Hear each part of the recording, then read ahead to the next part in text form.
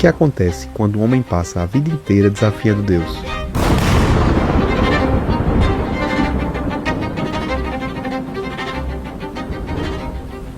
Esse é meu avô, Jessé Salvador. Ele morava aqui, no sítio Acauã. Desse lugar, vêm muitas das minhas memórias de infância. Mas uma delas, em especial, marcaria profundamente a nossa família. Eu tinha 13 anos quando tudo aconteceu. Registrei aquele momento, mas confesso que não fazia ideia da dimensão do que estava acontecendo. 15 anos depois, essa história vai ser contada pela primeira vez através de um documentário, narrando a vida de um homem que escolheu viver sem Deus, até o dia que Deus decidiu se vingar. Meu nome é Jeane.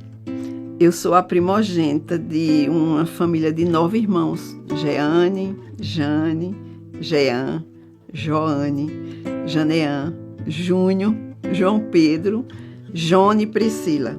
Todos filhos de Dona Lila e seu Jessé. Então a gente é uma família rural. Nós somos uma família que foi criada na zona rural.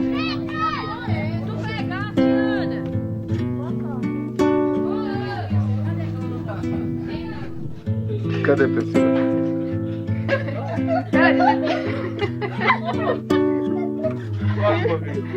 Aquela família grande, a gente pequeno, mora numa casa, aquela casa de zona rural grande, com muita janela, muita porta, muito quarto. E nós ainda moramos a 6 quilômetros de uma cidade. Então, naquele tempo ainda era mais difícil. Hoje tem a internet, tem telefones. Naquele tempo não existia nada. A gente ia uma vez por semana para a cidade. Então a gente estava realmente distante de tudo. Eu me lembro que à noitinha mamãe dava a janta da gente cedo, já tomava banho, vestia pijama e anoitecia porque a gente tinha que acender candeeiro, né? Era um tempo assim bem sem energia. E eu me lembro, meu pai colocava uma cadeira de balanço no meio da casa, um candeeiro e um monte de revista, era Manchete, Seleções, livros. E ele era um homem que lia muito e contava as histórias pra gente. Tanto que quando a gente chegou na escola, a gente já sabia de Segunda Guerra Mundial, de Holocausto, de comunismo, de nazismo, a gente sabia tudo.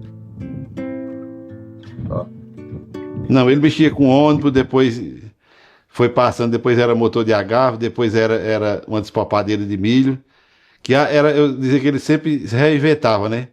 As coisas ficavam ruins, mas ele passava para outra. Ele nunca foi aquela pessoa de se entregar. E nisso a gente foi também aprendendo e foi com a gente, botando a gente na frente, né? Que ele era aquela pessoa, aquele homem muito destemido, né? O que ele queria, assim, ele fazia. Aí ele quis comprar um caminhão. Tinha acabado já com os ônibus, já com motor de agave. Fui lá falar com o gerente para comprar um caminhão. Aí o gerente disse, não, já é o Deda.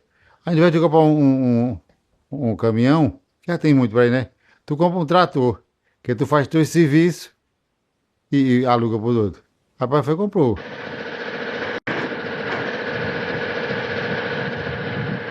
Daí quando chegou até ter 4D4. Aí depois o serviço foi aumentando. Aí ele comprou em 90, na época de Collor, né? Naquele tempo que todo mundo perdeu dinheiro, quebrou por causa do governo Collor. O papai cresceu, comprou uma enxadeira. Aí formou 2 equipes. Um trator, com 2 caçambas e enxadeira e outra equipe. Aí fomos trabalhar.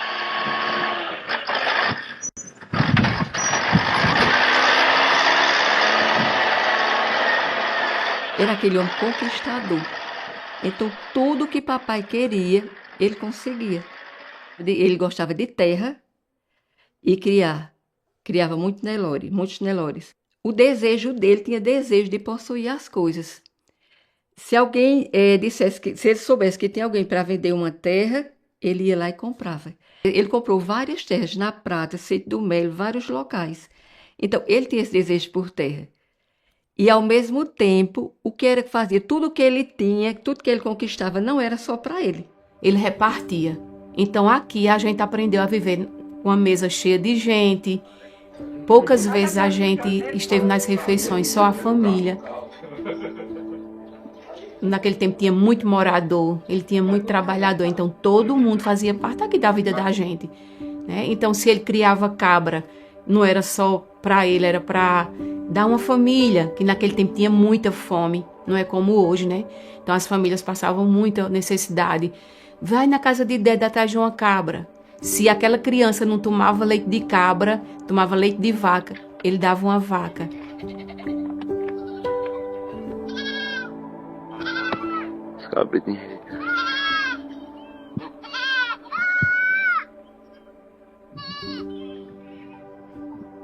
Se precisasse, chegasse nessa casa e ele pudesse ajudar, papai sempre foi extremamente generoso, né? Eu presenciei assim, filas de pessoas aqui com um canequinho na mão para pegar leite. Ele nunca cobrou das pessoas.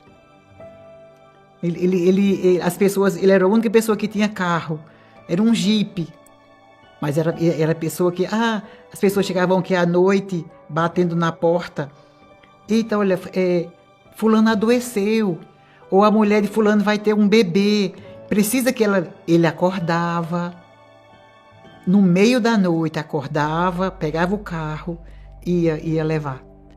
Então, assim, papai era muito generoso. Pronto, ele era aquela pessoa muito servidora, Miguel. Gostava de servir, de ajudar, né?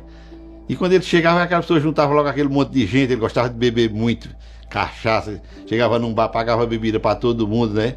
Pô, negão, né? E abraçado com ele. E ele gostava daquilo.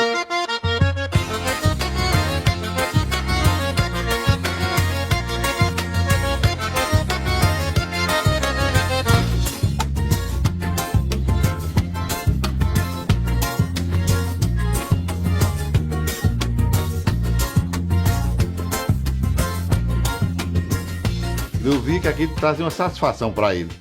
Ele era um homem, né? Ele é tanto que depois eles vão entrar na política, né? E você vê que ele enfrentou um sistema velho que tinha aqui no nosso município, né? E conseguiu derrubar, porque ele era aquela pessoa destemida, né?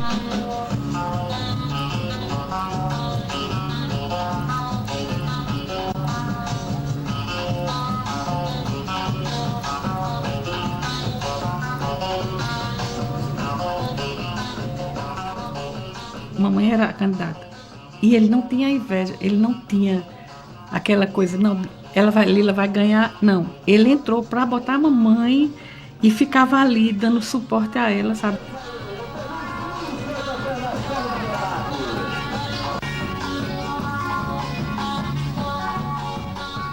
Ele entrou de cabeça, assim, dando mesmo o sangue e botou a gente também na história, entendeu? A mesma força para tomar um sistema, né? Para mudar uma história de uma cidade.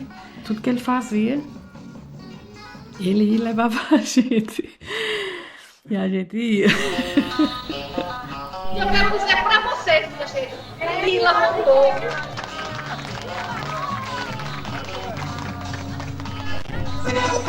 Eita, tá sendo formigueiro, aí vem mais carroça. É pra Lila Salvador, o véia que tem voz.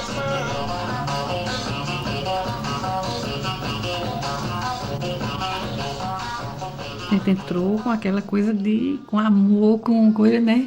Mamãe ganhou, tanto governamos por um tempo.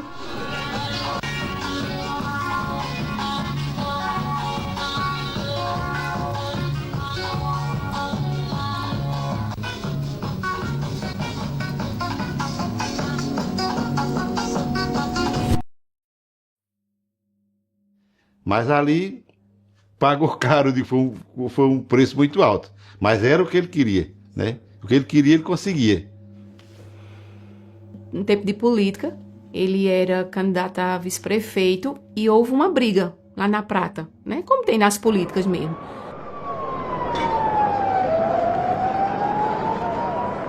Chama quem para resolver, né? Então alguém vai dizer a ele que aconteceu um fato e ele vai lá tomar satisfação. E naquele momento, papai, ele atirou no rapaz.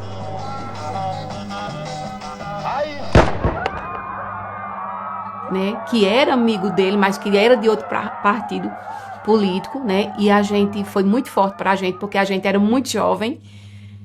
E a gente ficou assustado, ele fugiu, né, no momento dos disparos. Papai fugiu e a gente ficou na rua, só mamãe e a gente. Poucas pessoas ali nos ajudaram, né? Porque também todo mundo ficou com medo. E mamãe veio para casa, para Cauã com a gente. A gente era jovem, né? Adolescente. Mas foi um momento muito marcante. Era um homem destemido, né? Acaba que nem não tinha medo de nada, não, né? E o que ele vinha assim na cabeça, ele enfrentava. Eu lembro também, Miguel, uma vez, desse serviço que fazia, o homem não quis pagar, né? Que ele ficou enrolando as coisas, né? E ele e o irmão dele, Neguinho, né? Estavam a 12 dentro do carro, vamos lá pra gente resolver isso. Né? E eu digo, fiquei assim, né? Assustado, eu digo, meu pai, né? E foram lá, graças a Deus o homem pagou, mas foram para resolver, né? Estavam a 12, um revólver, e foram lá para casa desse homem. Mas graças a Deus não foi resolvido na conversa mesmo. Tóxico usado como combustível. Especialista em investigar falsificações, este advogado exibe uma coleção particular de fraudes industriais e aconselha. Porque naquele tempo os homens eram aqueles homens fortes, né? De muita presença, de palavra, que todo mundo respeitava. E a gente, muito mais, os filhos, né? A gente tinha medo. E na comunidade era aquele homem respeitável também. Então, é um homem que foi crescendo, prosperando, comprou muita terra, tinha muito gado, muitos empregados, mas era ateu. O Deus dele, eu me lembro muito bem, ele dizendo assim, às vezes a gente dizia, papai, graças a Deus não, graças ao meu dinheiro, meu Deus é... Então ele batia no bolso, meu Deus é o meu dinheiro. E assim, desde pequenininha, a gente ser da zona rural, criado na zona rural, a gente tinha o costume de dar bênção, meu pai, né? E a gente dava, benção papai, benção mamãe. E ele dizia, bençoe. Ele não dizia, Deus abençoe. Benção papai, bençoe. Aí a gente foi tirando, perdendo o hábito de dar a benção a ele, porque ele não acreditava que Deus abençoava. Então a gente foi perdendo aquele hábito, é tanto que nem os filhos, minhas filhas, têm o hábito de dar a benção. Porque a gente perdeu essa questão de Deus abençoe, de Deus abençoe. Meu primeiro contato com a Bíblia era ele lendo a Bíblia para dizer, mas isso não é assim, viu? Olha, lia um texto e dizia, tá vendo isso aqui? Mas isso é mentira, isso não é assim não, viu? Muitas vezes ele leu a Bíblia de Gênesis a Apocalipse. Ele lia para quê? Para criticar. Então, eu fui criada nesse contexto de um pai ateu. E meus irmãos também. Então, assim, filho de ateu também é meio ateu. Eu me lembro que eu tinha muita dúvida, eu já grande, quem era Deus e quem era Jesus. O filho era quem? Porque a gente não teve nenhum ensino. Todo o ensino da gente era assim contrário. Mas, nesse sítio que a gente morava, Cauã, no município da Prata, tinha tido um avivamento. Houve um avivamento aqui. O evangelho nessa região, ele nasceu nesse sítio aqui. Pessoas oravam. Existia muita oração aqui, pessoas orando por a gente mesmo, pela família da gente mesmo, pelos perseguidores. E meu avô era um perseguidor do evangelho. Então, era aquele que atirava pedras, que zombava, né? Era um perseguidor. Então, depois veio meu pai, ateu. Como papai tinha muita raiva, assim, das coisas de Deus, né? A primeira igreja daqui da Prata foi fundada aqui na Cauã, a Igreja de Cristo Pentecostal do Brasil. E foi um tempo também, eu não era nascida. Mas os relatos, né? Que era um tempo de um avivamento muito grande. Muito grande. Então as pessoas chegavam na igreja, já oravam em línguas, já eram batizadas. Crianças eram batizadas. E muitas conversão aqui nessa igreja da Cauã. Depois os irmãos aqui da Cauã se mudaram para Prata e fundaram a Pentecostal do Brasil na Prata. E papai comprou o terreno da igreja. E papai mandou passar o trator, né? Derrubar a igreja. E assim, foi um momento muito triste. Porque era um marco do evangelho, né? Da chegada do evangelho aqui na Cauã. E papai passou o trator, né?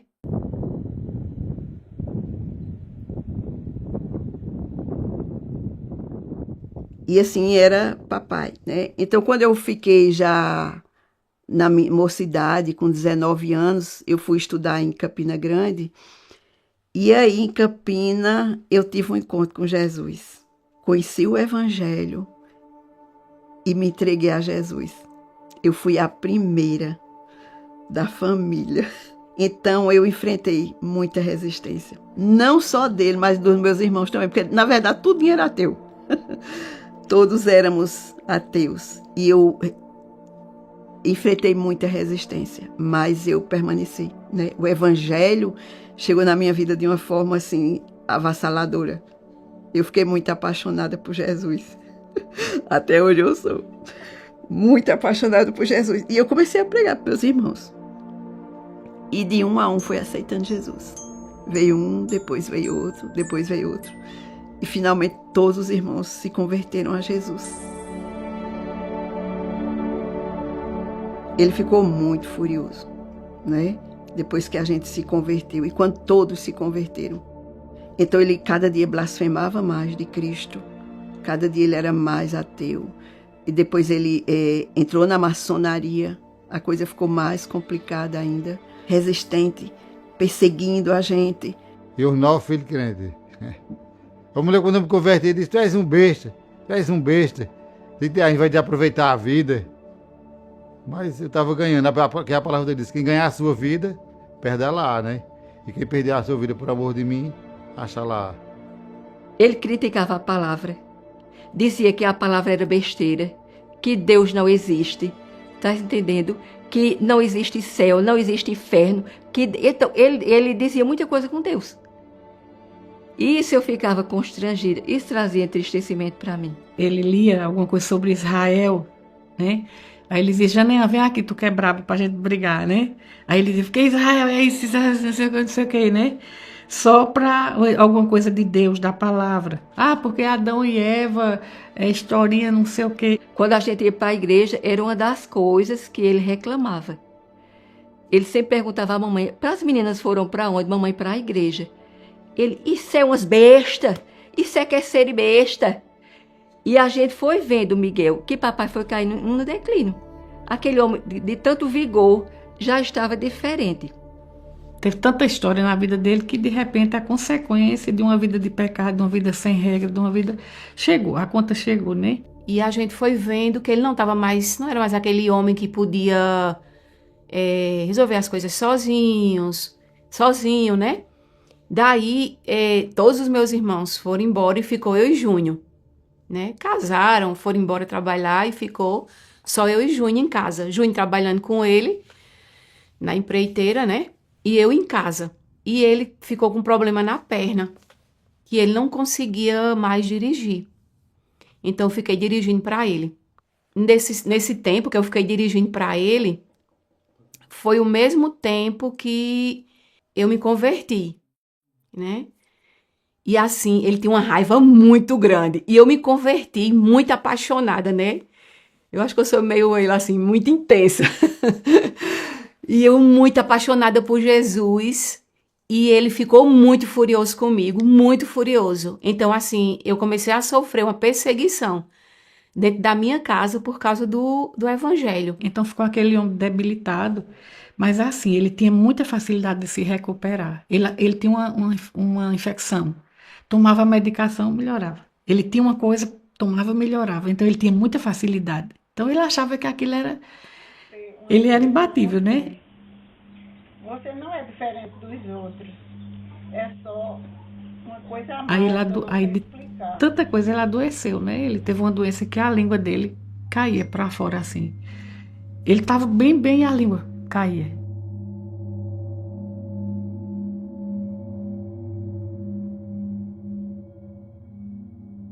E ele ficava desesperado. Aí olhava para a gente assim, pedindo socorro, né? Faça alguma coisa. E a gente começou a levar ele para os médicos. Então tudo que ele tomava melhorava. Mas na questão da língua ele não melhorou mais. Então a gente levava ele para o psiquiatra. Aí a gente botava ele no carro, ele com a língua para fora assim, desesperado. Aí quando entrava na rua da psiquiatra, aí ele melhorava. Aí sentava com a psiquiatra, e a gente, olha, doutor, ele assim, e ele bonzinho. E aí, seu Gessé, ele, muito bom. Aí volta, quando volta, que entra no carro, ele começava. Então aquilo ali foi ficando desesperado, porque ele perdeu o controle. Ele ficou com um movimento na língua, um movimento involuntário. A língua botava para fora, para dentro, e tinha hora que os lábios dele ficavam enormes. É tanto que quando ele ficava desse jeito, ele não conseguia nem se alimentar.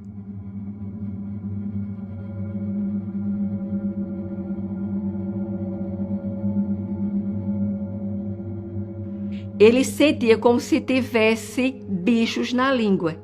É tanto que ele puxava assim na boca uma agonia para tirar aqueles bichos. Isso entristecia a gente e ele ficou também furioso com a gente. E a gente foi ficando com raiva dele. É como se ele tivesse perdido aquele amor por a gente. Sabe? Ele já estava agressivo, palavras muito duras. E eu como estava ali juntinho, eu e Júnior, eu acho que a gente sentiu mais, sabe? Porque ele maltratava muito Júnior. Júnior é uma pessoa muito de Deus, meu Deus. Para ter uma ideia, um tempo ele quis vender um caminhão e ele queria vender de todo preço, barato. E eu lembro que o Júnior estava na igreja, um dia de domingo, né? E eu estava até dirigindo para ele. E ele morava lá na igreja, chamava Júnior. Júnior saiu da igreja e ele disse, cadê o documento do caminhão? Júnior disse, não pai, não venda não, que era barato, a gente vai pressar. Ele deu um murro assim nos peitos de Júnior, que o pobre chega estremeceu. E pegou a mão dele assim, o braço, e deu uma mordida. Com ódio assim, com raiva, né? E Júnior, não pai, não faça isso não. E foi aquela assim, chega eu fiquei, tá entendendo? Que deu vontade de eu abrir a porta do carro e sair e deixar ele sozinho lá. Mas você vê que era uma fúria tão grande, que eu não sabia o que fazer, nem de onde vinha aquela fúria. E ele ficou muito mal com a gente, ele ficou muito... Ele ficou nos odiando. Ele passou um ano, assim, Miriam, com muito ódio da gente, de todos os filhos. Então, assim, ele tinha ódio, mas principalmente Priscila e Júnior, né, que eram os mais próximos dele.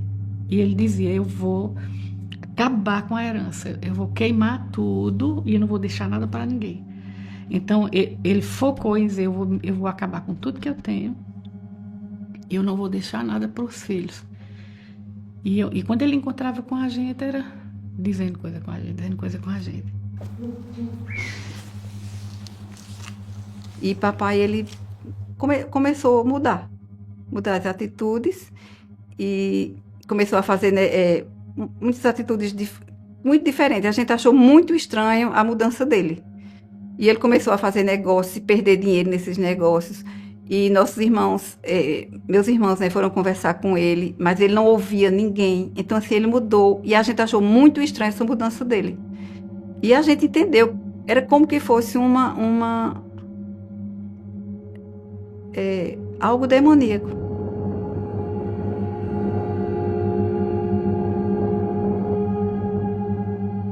E a fúria foi se intensificando. E eu fui vendo, junto com meus irmãos, que a gente não estava lidando mais só com ele. Nós estávamos lidando com principados. Papai foi maçom, ateu, né? Papai blasfemou muito de Deus. E os demônios vieram na hora de uma fragilidade na vida dele. E ali a gente já não estava mais brigando com o seu Gessé.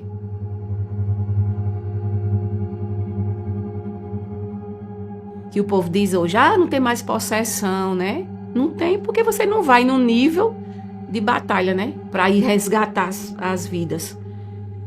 Porque papai foi tão profundo, Miguel, assim, nas trevas, né? No nível de ateísmo, que a gente tinha que ir num nível de resgate muito grande, que precisava um amor muito grande. E foi quando era de madrugada e mamãe chamou a gente, né? Eu não lembro se estava faltando energia, mas aqui em casa ficou muito negro, ficou muito escuro. E papai ficou andando. ele parecia um cachorro. A língua lá de fora, os braços, o semblante dele era de um cachorro.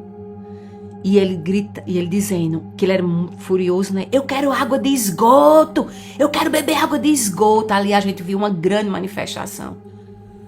Ele nu, ele totalmente sem roupa, como um cachorro assim em pé, e a gente começou a orar. Começamos a orar, né? E ele foi se acalmando. E a gente tudinho tinha medo dele. E a gente teve um tempo que a gente ficou com tanto medo dele, que a gente se juntou tudo e disse, o que é que a gente vai fazer? Aí a gente foi em 2 Crônicas 20, 12, né?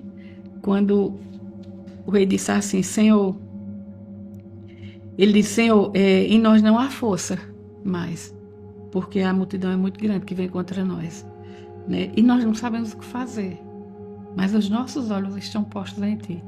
Então, nesse dia, a gente decidiu que a gente ia fazer um jejum e a gente ia começar os 9, fizemos um jejum de 21 dias nessa palavra e a gente dizia, Senhor, nós estamos com medo, o inimigo é muito forte, a gente não sabe o que fazer, mas os nossos olhos estão em Ti. E foi quando, eu nunca vou esquecer, a gente estava naquela dificuldade, ele querendo vender coisas e mamãe muito nervosa. João Pedro veio para cá de manhã e com um versículo que falava de honra. E sim, foi um divisor de águas. A partir dali a gente entendeu que a gente precisava fazer nossa parte, que era honrá-lo. Que a gente não ia honrá-lo apenas quando ele estivesse fazendo coisas que a gente gostasse, que a gente achava que ele devia fazer. Pronto, aí a partir daí ele podia pisar na nossa cabeça, Miguel. Que a gente resolveu que a gente ia honrar. E aí trouxe à memória né, os pauzinhos que ele sempre conta às pessoas. Que ele dizia que tinha um homem que tinha 3 filhos. E ele chamou esses filhos e mandou eles catar no mato 3 varinhas. Cada um catasse 3 varinhas. E cada um catou, trouxe para ele. E ele mandou um quebrar uma varinha daquela. Ele quebrou. Ele mandou juntar os 2 gravetinhos. Ele juntou e mandou ele quebrar, ele quebrou. Mandou juntar os 3. Ele juntou os 3 e não conseguiu quebrar. Então ele disse, assim vocês têm que agir. Então vocês vejam que vocês separados, vocês não são fracos. Agora, quando vocês se juntam, é como esse graveto. Quando vocês se juntam, vocês não conseguem quebrar. Então vocês são fortes. Daí o meu irmão, baseado nessa história que papai contava, né, resolveu juntar os gravetos. Então ele juntou um feixes com 9 gravetos, né, que são os 9 filhos, representando, né, a nossa união, a nossa unidade, que a partir de agora nós íamos nos unir para lutar, para batalhar em prol da vida de papai. Apesar de tudo, quanto mais ele ficava ruim, quanto mais ele fazia maldade com a gente, e a gente dizia, a gente vai amá-lo e a gente vai honrá-lo. Não sabe o que vai acontecer, mas a gente vai fazer o que a palavra disse. E cada jejum de 21 dias foi baseado nessa palavra. Estamos com medo, não sabemos o que fazer, mas os nossos olhos estão postos em Ti. Depois jejum de mais 9 dias, aí a gente já pegava outra palavra. Jejum de 3 dias, outra palavra. Então a gente foi e Deus foi fazendo. Aí foi quando ele veio o sonho. Depois a gente foi vendo qual era a estratégia de Satanás. Era que a gente desonrasse ele, para a gente que abandonasse e deixasse ele para lá, desprezasse. E assim ele ia morrer. Então, naquela situação que papai estava, se ele morresse, ele ia para o inferno. E Deus foi dando as estratégias, que nós fomos ver que ali a guerra era espiritual. E começamos a usar as armas espirituais, que era o quê? Que era a palavra, era o sangue de Jesus, era a adoração, era a oração, era o jejum. Isso era de dia e de noite, aqui nessa casa. Aí um dia ele começou a dizer, eu vou morrer sozinho, né? Ele dizia a gente, porque ele queria fustigar a gente. Ele disse, eu vou morrer sozinho. Aí ele sentou-se na área e eu fui lá, ele estava sentado na área, aí eu cheguei e disse, papai, olhe para mim. Aí ele olhou para mim e disse: olha, eu vou falar para os demônios que estão dentro do Senhor. Escute, papai não vai morrer só. Porque nós somos crentes. E ele não vai morrer só. Nós vamos amá-lo. Mas ele não vai morrer só. Então ali a gente entendeu. Nós precisamos amá-lo. Então as coisas foram gradativamente. A gente foi entendendo. Não é aquela coisa que a gente seguiu um roteiro, não. Deus foi nos dando a estratégia. E a situação de saúde dele também foi se agravando, né? E a gente se uniu como família. Né? Vamos nos unir e vamos resgatar o nosso pai. Ele não vai para o inferno. Passa para o nível de pedir perdão. Não é? Eu lembro uma vez, trabalho numa ONG, né? Essa ONG é na zona rural. E ele foi lá e tocou fogo. Ele gostava de fazer parte, de tocar fogo no mato. E foi tocar fogo, que era a única reserva que restava onde estava a ONG, né? Ele foi para lá tocar fogo, para o fogo invadir e queimar a ONG. E aí a gente orou, o fogo apagou todinho, né?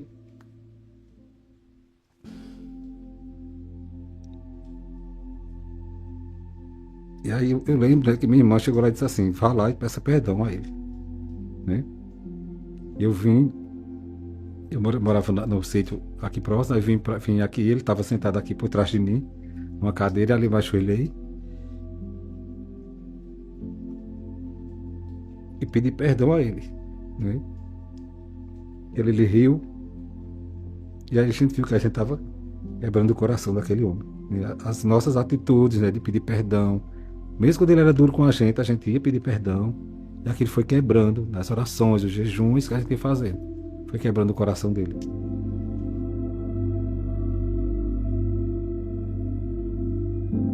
Nós tínhamos chegado de Campina Grande, eu e Priscila.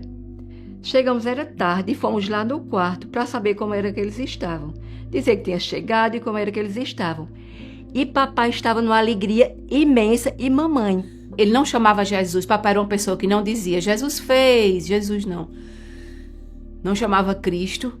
E quando a gente chegou no quarto, ele disse: eu vi Cristo!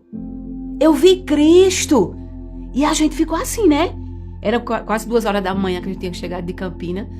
Eu vi Cristo!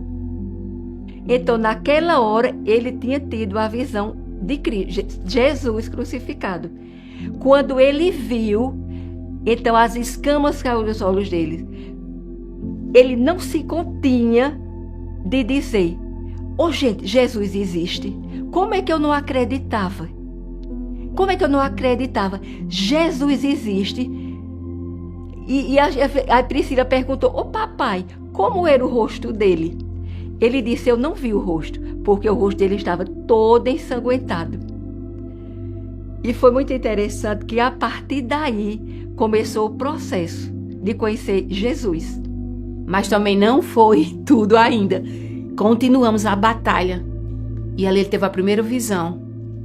Meses depois, mamãe, quem relata bem direitinho. Pois bem, vou contar a vocês o que foi que me fez mais feliz depois de 56 anos de casada. Aconteceu que ele foi ficando doente, foi ficando sem poder andar.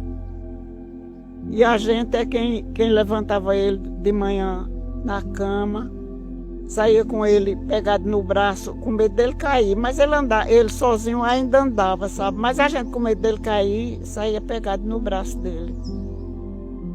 Quando foi uma noite, assim, umas 2 horas da madrugada, ele sentou-se na cama e se levantou sozinho, não me chamou, abriu a porta do quarto e saiu do quarto. Na minha casa fica acesa uma luz num certo quarto da casa que ilumina, assim, fica uma penumbra na casa todinha. E ele saiu e foi lá para a cozinha, e eu saí atrás sem ele perceber. Quando chegou na porta que entra para a cozinha, ele ficou em pé olhando um tempão, sem perceber que eu estava observando.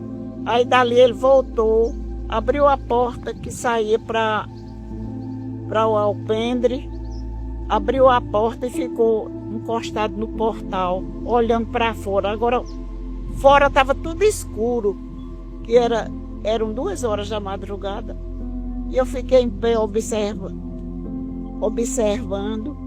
Depois, com muito tempo que eu vi que ele não ia se deitar, eu chamei: Gessé, vinha se deitar.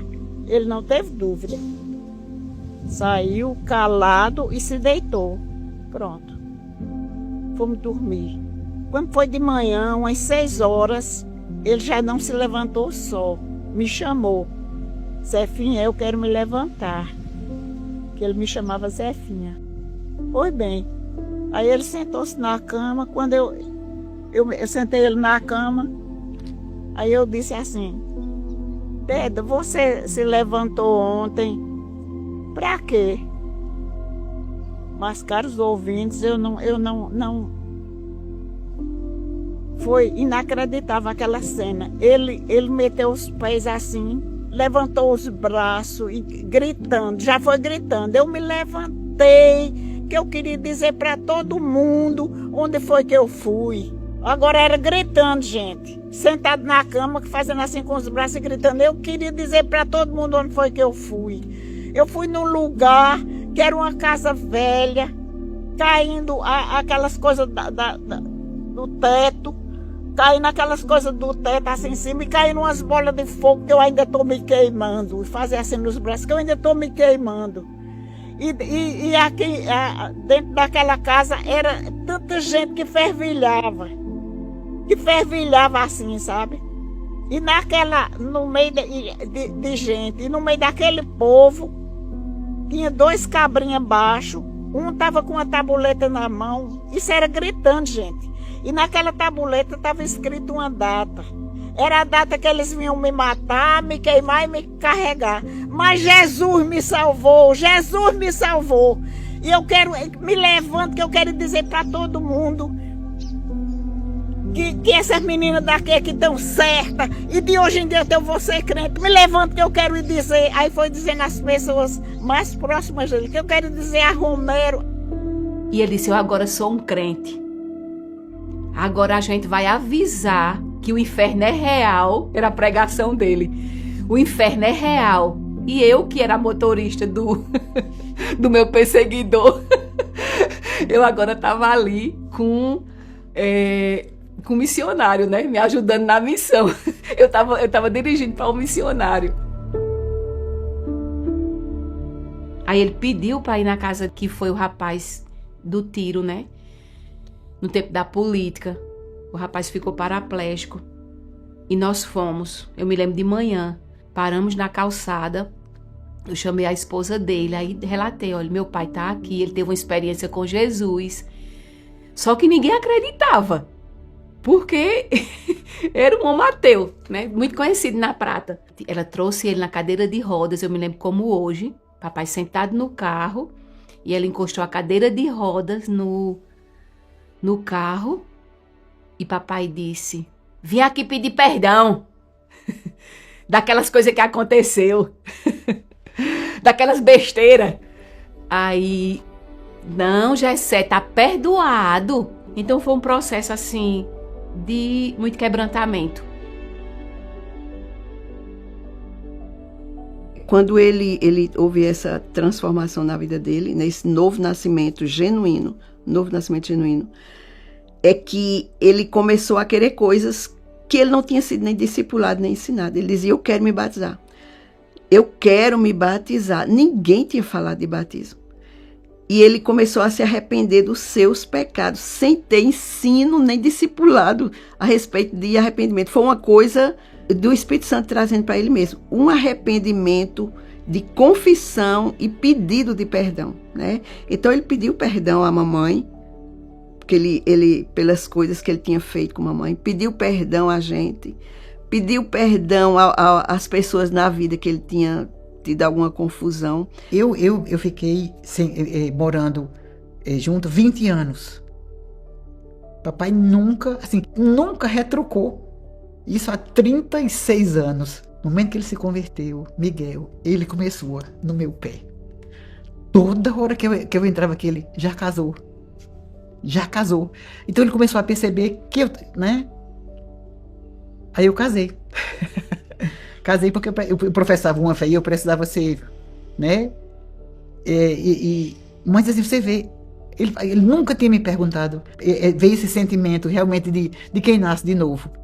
Aquele homem que usava a palavra para criticar, esse homem queria ler a palavra. E o que era que acontecia?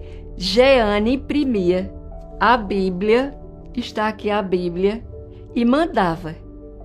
Papai lia tanto, ele devorava. Ele tinha fome e sede da palavra. Ele folheava tanto, ele lia tanto, que ele é toda rasgada, de tanto que ele lia. Aí nos últimos dias, a gente, Jeane, ele já leu, pode mandar mais. E aquelas partes da Bíblia que ele batia muito, eu digo, vou fazer o teste com ele aqui. E ele lia, lia tudo, ele comia a palavra, Ele tinha uma fome muito grande, uma sede da palavra, né? Então, assim, era lendo a palavra para ele de dia e de noite. Ele não queria perder mais tempo. E a primeira vez que ele foi para a igreja na Prata, quando ele estava na igreja, várias pessoas chegavam para olhar. Gessé tá aí. E muitas vezes a gente ia para Campina Grande, e olha que Campina Grande é bem distante, e ele já debilitado. Ele dependia da gente para se locomover. E mesmo assim, em nenhum momento, ele desistia. Ele ia com a gente. Às vezes chegava aqui tarde. Em festa de tabernáculos, a gente ficava no hotel. Ele ia todos os dias. Lá no hotel era o maior trabalho para a gente dar o banho dele. Colocava toalha para ele não escorregar. Dava o banho. E ele, na maior felicidade, em nenhum momento, ele reclamou. Porque ele queria o Senhor. Eu lembro um fato que ele estava na varanda da nossa casa, lendo a Bíblia, e eu sentei ao lado dele. Né, sentei ao lado dele. Aí ele terminou de ler e colocou a Bíblia no colo e ficou calado, né? E ao lado da nossa casa tinha uma plantação de capim, que era uma das coisas que ele mais gostava, era plantação de capim, e ele criava gado, o capim para dar o gado. Então, eram duas coisas que ele amava. E ao lado da nossa casa tinha uma plantação de capim, e estava muito bonita essa plantação, porque tinha chovido, estava verdinho, lindo. Aí, quando ele colocou a Bíblia no colo, né, ele ficou calado, aí eu fui puxar a conversa com ele, eu disse, papai, olha que lindo, que coisa linda. Ali o capim, olha como está lindo. Miguel, ele não virou a cabeça, ele não olhou. Foi um milagre. O coração de um ateu mudou da noite para o dia. A noite era ateu, no outro dia ele era apaixonado. Eu nunca vi um coração de uma pessoa mudar daquele jeito. De tal forma que tudo perdeu o valor para ele.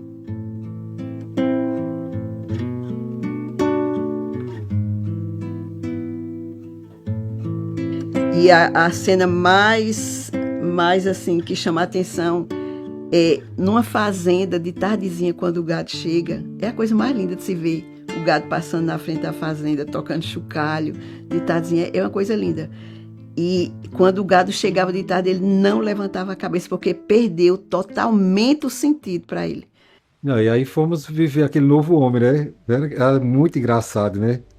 Aquele homem que era agora uma pessoa totalmente diferente, né? Foi uma conversão verdadeira, genuína. Eu lembro lembro muito do apóstolo Paulo, que a conversão do papai parecia muito com a conversão do apóstolo Paulo, né? Era a conversão verdadeira. E a gente começou a vivenciar, né, aquele novo homem. A gente ria, tinha situações que a gente sorria, né? Que a gente achava engraçado ele fazendo aquelas coisas. Às vezes, as pessoas chegavam aqui para conversar com ele, não queria nenhuma conversa, a não ser conversa da Bíblia de Jesus. Ô Miguel, foi muito interessante. Nessa fome da palavra que ele tinha, ele dizia a Priscila, tu não és pastora, pois faz um sermão para mim? Em outra ocasião, eu estava com ele na sala, também, né? Ele sentado num sofá, eu na outra, e ele só sentado, e eu com o livro lendo, eu lendo um livro. E ele olhou para mim e disse, que livro é esse que você está lendo? É a Bíblia?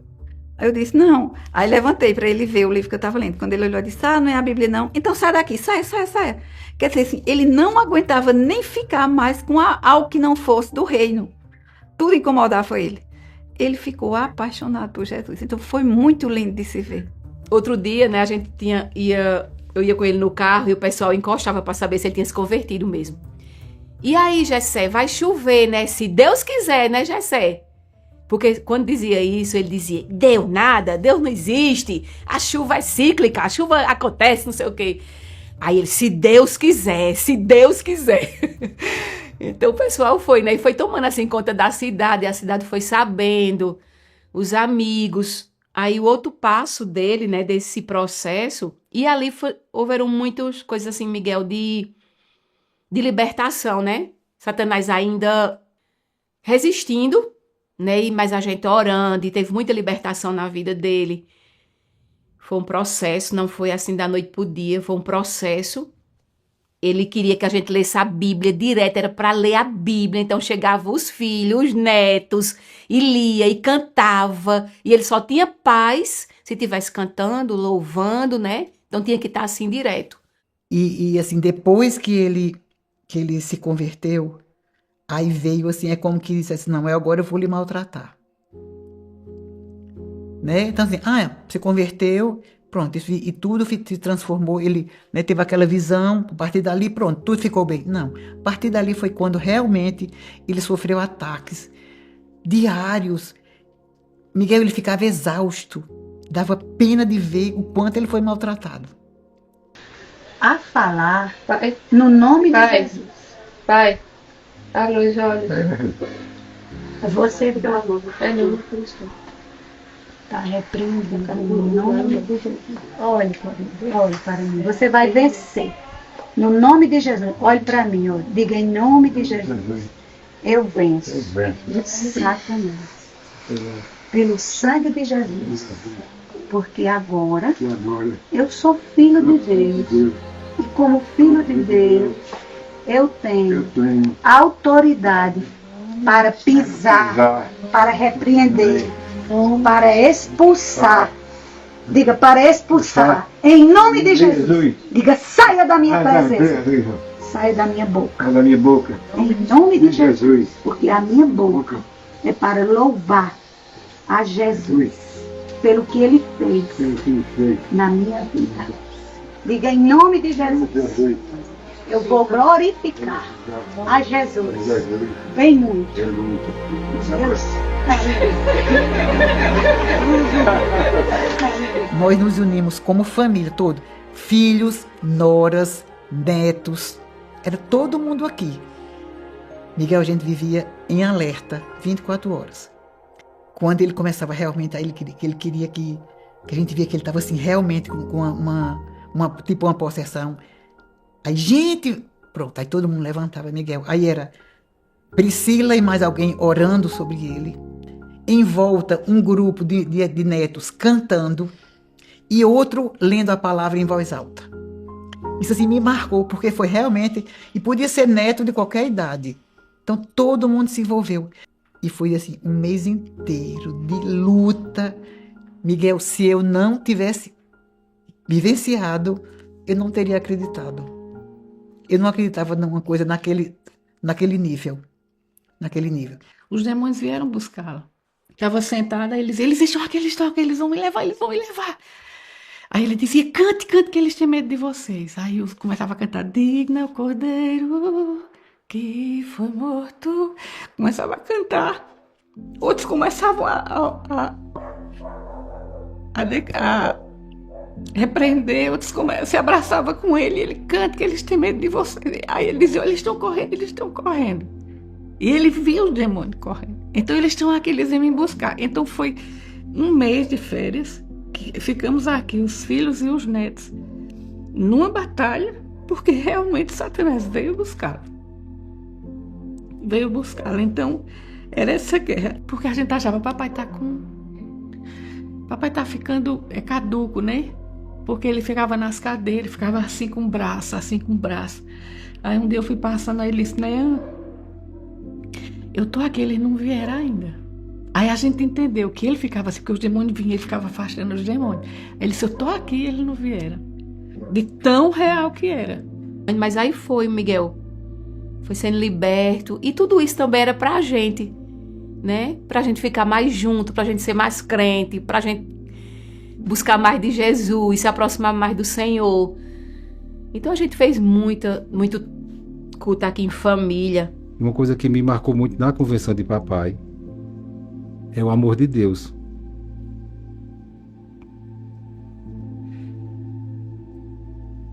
Assim, muitas vezes a gente vê as pessoas, né, assim, blasfemam contra Deus, o que é que a gente pensa logo, né? Que a gente quer uma vingança, né? Ah, se caísse um raio na cabeça daquela pessoa, né? Isso que vem logo, mas eu vi o amor de Deus ali, né?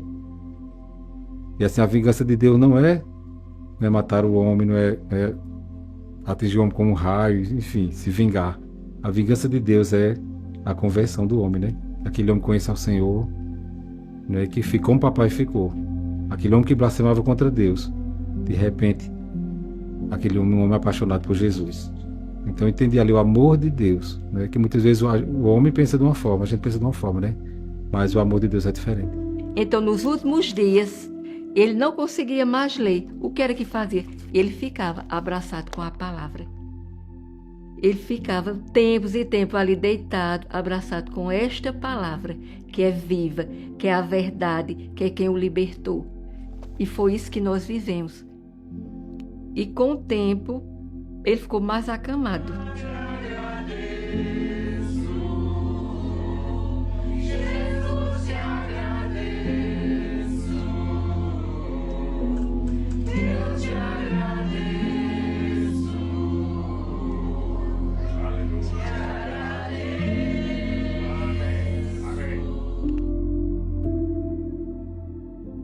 Ele não conseguia nem sentar, era só deitado. E eu cheguei lá no quarto dele e falei, Jessé Salvador. E ele não me viu e ficou procurando assim. Eu disse, Jessé Salvador, você é crente, é? Se for, levante sua mão direita. Aí ele levantava a mão. Jessé Salvador, você é feliz com Jesus? Se for, levante sua mão esquerda. E ele levantava a mão. Isso. Aí a última pergunta. Jessé Salvador, você nega Jesus? Nega. Se você nega, levante sua mão direita. E ele foi levantando a mão. À medida que ele foi levantando a mão, eu fui dizer, o braço. Eu digo, acho que papai não está entendendo. Ele levantou o braço e fez, ó. Pronto. Então, tudo foi confirmado. Então, com dias depois, papai foi hospitalizado. Aí foi quando ele começou, né? Olha, ele, né? Vem cá. Ore para Deus me dar um corpo novo. Ore, eu quero pregar o evangelho. Ele dizia, eu dizia, para quê, papai? Um corpo novo? Eu quero pregar. Aí eu dizia, mas o senhor tem 9 filhos, seus 9 filhos estão pregando. Ele dizia, mas eu quero pregar. Era o desejo dele, né? Aí ele dizia, eu fui um besta, né? Teve um culto na Prata, que eram as igrejas em cima de um caminhão, o palco era um caminhão, e ele parou a caminhonete assim, Priscila veio parar a caminhonete, deixou ele, e ficamos no culto. Aí eu fui falar com ele, e ele olhando, aquele culto de interior, pastor paletó todo em cima do... Aí ele chegou, aí eu cheguei, encostei a falar com ele, aí ele disse, eu fui um besta, era para eu ser um pastor, como dizendo, era para eu estar ali, né, pregando o evangelho. Mas aí a gente foi vendo, Miguel, que ele foi partindo, né? Ele já não queria mais se levantar, já não queria mais andar, queria só ficar deitado. E eu batalhei muito assim, ainda orando, Senhor, cura papai. Mas a gente viu, Miguel, que ele mesmo estava desejando partir, sabe? Ele estava, muitas vezes ele dizia que queria partir. Ele lutou muito assim, eu quero ser um pastor, mas nos últimos meses ele já foi se entregando, né, para partir. E eu conversando com a enfermeira lá no hospital, sabe o que foi que a enfermeira me falou? Disse, olha, todas as vezes que a gente vai dar banho no seu pai, eu converso com a outra enfermeira. Eu acho que esse homem era um pastor. Então, aí foi que eu fui ver. Deus fez o desejo do coração de papai. Mesmo ele naquela situação, Deus fez o desejo dele. A gente ainda visitou, a gente cantava muito. Ele muito apaixonado por Jesus, sabe? E assim, Miguel, eu acho que esses últimos dias foi tão forte assim pra mim que eu nem não tenho muita lembrança, sabe? Eu acho que é como se eu entrei num estado assim de anestesia pra poder viver aquele tempo. Eu lembro que Joane, quem assumiu assim, Joane ficou ali junto, visitando na UTI. E eu lembro que no dia que eu vim pra casa, pra Cauã, eu recebi o telefonema, né? Aí era do hospital. Aí foi mamãe que atendeu. A senhora esposa do seu Gessé, a gente já... Aí Priscila pegou o telefone. É porque ele veio a óbito. Assim, Miguel, foi uma noite que não tem fim. Eu digo, meu Deus, chegou minha vez de enfrentar a noite que não tem fim. Aí, assim, ficamos todos... Assim, eu digo, meu Deus, papai se foi... A alegria da salvação, mas a dor da perda. E é um sentimento que você não consegue, só consegue sentir. Aí eu liguei para meus irmãos. Papai tá com o Senhor. Foi no dia 24 de outubro, isso foi 2013, parece. Quando eu estava lá em Santa Cruz. Estava trabalhando lá, Priscila ligou. Já de noite, né? A gente já esperava, né? Papai já estava muito doente. Mas aquilo foi um choque, né? Mas a gente teve que aceitar, né, Miguel? A gente está aqui numa passagem. E melhor que ele tinha aceitado Jesus. É muito ruim quando a gente parte sem ter conhecimento da verdade, né? Mas quando a gente aceita Jesus, a morte a gente sabe que onde a gente vai. Mas ele pregou o evangelho. No sepultamento dele, a gente contou a história, né? No sepultamento dele estavam todos os amigos dele. Que ele era um homem de muito amigo. Dele e ele tinha amigo. Então, todos os amigos estavam lá. E foi contada a história dele. Então, no sepultamento dele, ele pregou o evangelho. Né? Então, assim, ele partiu para a eternidade. Aquela fé simples, amando Jesus. Aquele parecia um menino. Amando Jesus. Foi assim que ele partiu. Mas deixou a gente tudo felizes, né, alegres, porque nosso pai está na glória com o Senhor.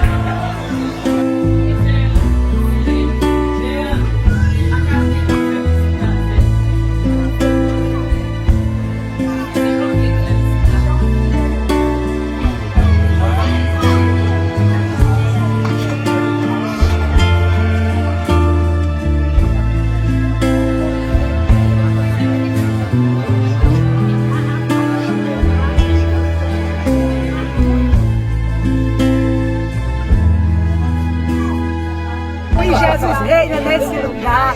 Satanás pensou que a semente do evangelho que foi plantada aqui não ia prosperar, mas olha como ela prosperou.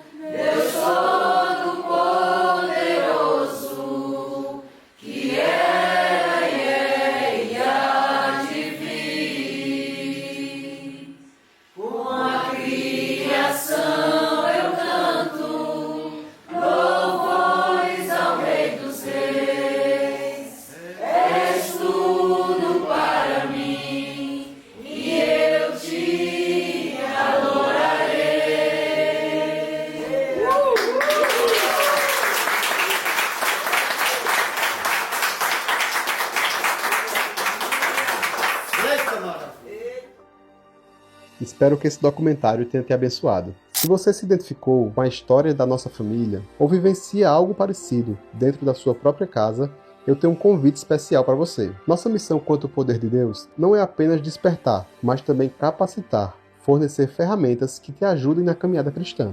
Pensando nisso, criamos o Resgate da Família, um treinamento com o professor de teologia Gil Oliver.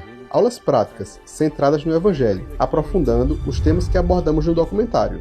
Família, conversão, fé e restauração, feito para você que deseja uma mudança real na sua casa. O acesso está disponível agora. Para fazer parte é bem simples. Basta apontar a câmera do seu celular para esse QR Code aqui ou acessar poderdedeus.com/resgate. O link também vai estar aqui na descrição. Ao fazer parte disso, você também contribui para que a gente continue produzindo mais documentários como esse. Deus abençoe.